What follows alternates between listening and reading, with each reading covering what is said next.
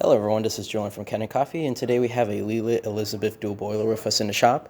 And I came in because the switch, as you can see here, this is the original switch, had burnt up. All the connections were burnt, and then the switch actually wasn't working anymore. As you can see, it's kind of having a hard time clicking anywhere, and it's completely broken. So we replaced it with a brand new one and redid some of the wiring that's under this lid behind the machine. And yeah, that's pretty much all we did. We didn't do any sort of tune-up or cleaning alongside that. We did wipe down the machine a little bit, but we're just going to test a few functions of the machine. First, with our test coffee shot, put this in here, get our cup. We're going to brew a double. If I could just click on this button. Don't worry if it comes out a little too fast or a little too slow. We don't calibrate any of our grinders or grinds to the machine.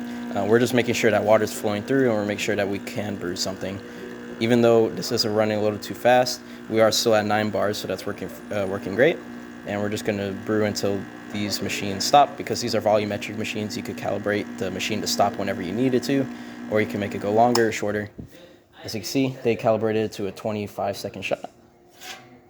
And now we are going to test the steam. As you can see, working well.